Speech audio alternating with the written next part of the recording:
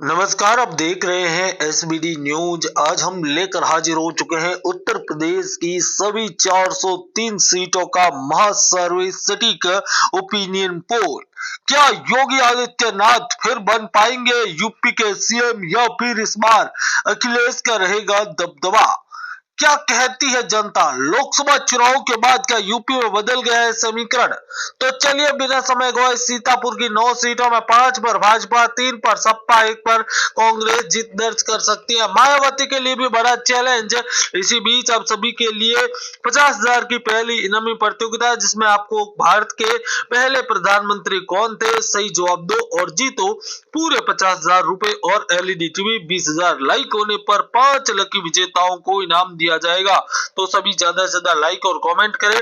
आपको बता दें कि हम आपके सामने इस वीडियो में 2 लाख, 5 लाख और 10 लाख की अलग अलग इनामी प्रतियोगिता लेकर आए हैं।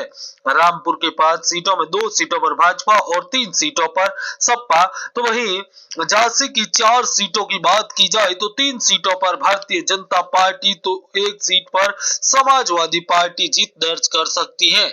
चित्रकूट की 2 सीटें हैं और दोनों ही सीटों पर योगी आदित्यनाथ का प्रभाव देखने को मिल सकता है। दोस्तों, अगर योगी आदित्यनाथ के नेतृत्व में यूपी में चुनाव लड़ा जाता है तो ऐसी स्थिति रहेगी।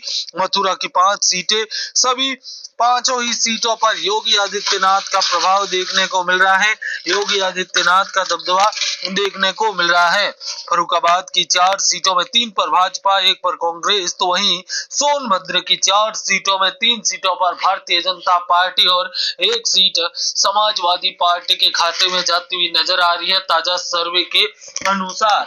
इसी बीच अमेठी की 4 सीटों की बात की जाए तो 3 सीटें भाजपा, 1 सीट पर कांग्रेस। तो वहीं आपको बता दें काशीनगर की 3 सीटों पर भारतीय जनता पार्टी, 1 सीट पर समाजवादी पार्टी। वहीं लखनऊ की 9 में से 6 पर भाजपा, 1 पर समाजवादी पार्टी, 1 पर कांग्रेस और मायावती की बहुजन समाजवादी पार्टी भी इस बार अपना प्रभाव स्थापित करेगी।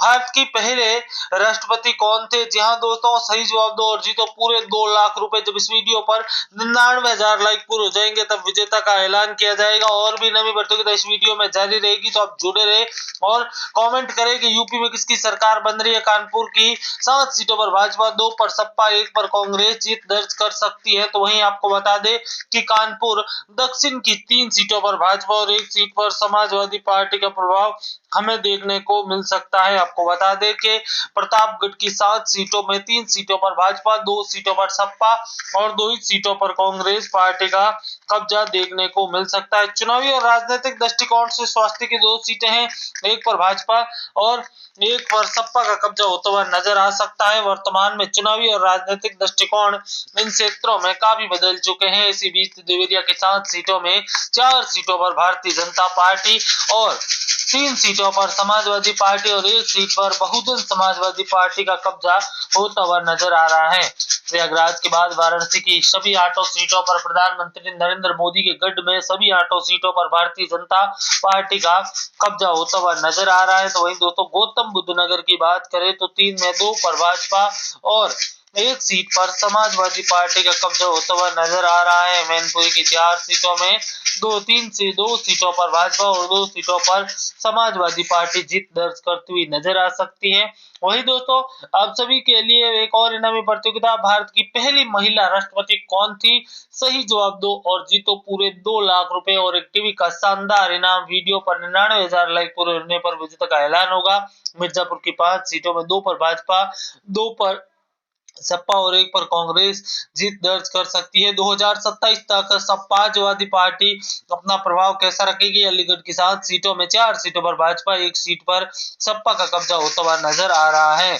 फतेहपुर की 6 सीटों में 5 सीटों पर भाजपा, 1 सीट पर सपा का कब्जा होता हुआ नजर आ रहा है। गाजीपुर की 7 सीटों में 5 सीटों पर भारतीय जनता पार्टी और 2 सीटों पर समाजवादी पार्टी अपना स्थापित करती हुई नजर आ रही है। वर्तमान में चुनावी दृष्टिकोण से इस क्षेत्र को काफी अहम माना जा रहा है। इसी बीच आप सभी को बता दें कि हाथरस के बाद हमीरपुर की 2 सीटें आती हैं और इन 2 सीटों में आपको बता दें भारतीय जनता पार्टी को दोनों सीटों पर जीत मिलती हुई नजर आ रही है। आजमगढ़ अखिलेश यादव अपने गढ़ में अभी भी कायम रखते हुए नजर आ रहे हैं। 6 सीटें समाजवादी पार्टी, 2 सीटें भाजपा, 1 कांग्रेस और 1 पर बहुजन समाजवादी पार्टी भी जीत दर्ज कर रही है। कहीं ना कहीं मायावती के लिए 2007 के बाद चुनावी स्थिति लगातार डाउन हुई है। मुरादाबाद की 6 सीटों के बाद सिद्धार्थनगर की 5 सीटों में 3 सीटों पर भाजपा, 1 पर सपा, 1 पर बहुजन समाजवादी पार्टी का कब्जा होता हुआ नजर आ रहा है वर्तमान में। वहीं गाजियाबाद की 5 सीटों में 3 सीटों पर भाजपा और 2 सीटों पर समाजवादी पार्टी कब्जा जमाती हुई नजर आ रही है, जो कि चुनावी दृष्टिकोण काफी अहम है। अमरोह की 6 सीटों में 3 सीटों पर भाजपा और 1 सीट पर समाजवादी पार्टी, 2 सीटें समाजवादी पार्टी के खाते में जाती हुई नजर आ रही है।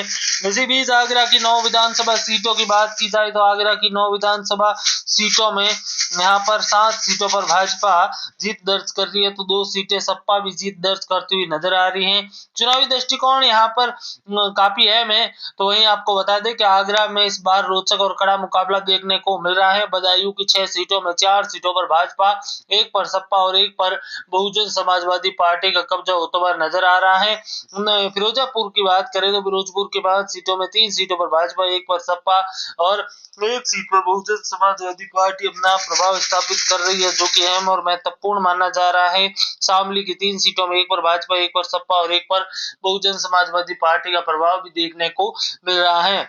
जौनपुर की 9 सीटों में 7 सीटें भारतीय जनता पार्टी, 2 सीटों पर समाजवादी पार्टी और 2 सीटों पर बहुजन समाजवादी पार्टी जीत दर्ज करती हुई नजर आ रही है। शाहजहांपुर से 6 सीटें, 4 सीटों पर भारतीय जनता पार्टी, 2 सीटों पर समाजवादी पार्टी और 2 सीटों पर बहुजन समाजवादी पार्टी का कब्जा होता हुआ नजर आ रहा है। सहारनपुर की 7 सीटों में 3 सीटें भाजपा, 2 सीटों पर सपा और 2 सीटों पर बहुजन समाजवादी पार्टी। सुल्तानपुर की 5 सीटों की बात करें तो 3 सीटों पर भाजपा और 2 सीटों पर बहुजन समाजवादी पार्टी। दोस्तों, आप सभी इस वीडियो को लाइक और शेयर, चैनल को सब्सक्राइब जरूर कीजिए ताकि ऐसी अपडेट लेकर आते रहे। आपको बता दें कि उत्तर प्रदेश की सभी 403 सीटों पर इस बार योगी आदित्यनाथ के नेतृत्व में चुनाव लड़ा जाए तो यहाँ पर भाजपा पिछली बार से प्रचंड बहुमत के साथ सरकार तक का आंकड़ा हासिल कर सकती है। जानकारी के अनुसार बुलंदशहर की 6 सीटों के बाद औरैया की 3 सीटों में एक भाजपा, कांग्रेस और सपा को मिलती हुई नजर आ रही है। औरैया से आपको बता दें बागपत की 3 सीटों में 2 सीटें भारतीय जनता पार्टी के खाते में जाती हुई नजर आ रही है तो 1 सीट पर सपा। आप सभी को क्या लगता है कि उत्तर प्रदेश में इस बार किसकी सरकार बननी चाहिए? कौन सी पार्टी यूपी के सियासत को यहाँ पर सत्ता तक पहुंचाने में अपना अलग दमखम रखेगी? काशीनगर की 7 सीटों में के बाद बलिया की 7 सीटों में 4 सीटें भाजपा जीत रही है तो 2 सीटें सपा और 1 सीट पर कांग्रेस पार्टी का कब्जा होता हुआ नजर आ रहा है। आप सभी से निवेदन रहेगा कि हम आपके सामने अब तक 3 इनामी प्रतियोगिता लेकर हाजिर हो चुके हैं। चौथी इनामी प्रतियोगिता के तहत 5 लाख रुपए जीतने का शानदार मौका रहेगा। कुछ नहीं करना है, आपको कमेंट बॉक्स में जाना है और कमेंट करना है उत्तर प्रदेश के पहले मुख्यमंत्री कौन थे। आपको बताना है क्या उत्तर प्रदेश के पहले मुख्यमंत्री कौन थे। सही जवाब दो और जीतो पूरे यहाँ पर आप सभी के लिए 5 लाख रुपए। जब इस वीडियो पर 1 लाख लाइक पूरे हो जाएंगे, जी हाँ दोस्तों, छोटा सा टारगेट, यूपी की करोड़ों की जनता के सामने छोटा सा टारगेट। हालांकि इस वीडियो को देख रहे दर्शक कहीं से भी हो, भारत से या बाहर से, जो भी सही जवाब देगा और इस वीडियो में जब 1 लाख का टारगेट पूरा होगा तब विजेता का ऐलान किया जाएगा। तो इसीलिए आप सभी ज्यादा से ज्यादा कॉमेंट करें। रायबरेली के बाद हम आपके सामने हरदोई की 8 सीटों में 4 सीटें भाजपा जीत रही है, 2 पर सपा, 1 पर कांग्रेस और 1 पर अन्य। लखीमपुर की 8 सीटों में 5 सीटों पर भारतीय जनता पार्टी, 2 सीटों पर समाजवादी पार्टी और 1 सीट पर कांग्रेस पार्टी। मेरठ की 7 विधानसभा सीटों की बात की जाए तो 5 सीटों पर भाजपा, 1 पर सपा और 1 सीट पर कांग्रेस पार्टी का कब्जा होता हुआ नजर आ रहा है। इस प्रकार से उन्नाव की 6 सीटों में 3 सीटें भाजपा, 2 सीटें सपा, 1 सीट पर कांग्रेस पार्टी का कब्जा होता हुआ नजर आ रहा है। इसी बीच फाइनल ओपिनियन पोल की बात करें तो दोस्तों अंबेडकर नगर की यहाँ पर टोटल 5 सीटें, जिनमें 3 सीटों पर भारतीय जनता पार्टी और 2 सीटों पर सपा जीत दर्ज करती हुई नजर आ रही है। अगर फाइनल ओपिनियन पोल पर अगर नजर डाली जाए तो दोस्तों आपको बता दें कि यूपी की सभी सीटों पर जिस प्रकार से समीकरण बनते हुए नजर आ रहे हैं, जिस प्रकार की स्थितियां नजर आ रही है, उसको देखते हुए इस बार भारतीय जनता पार्टी 300 प्लस आंकड़ा पार कर सकती है।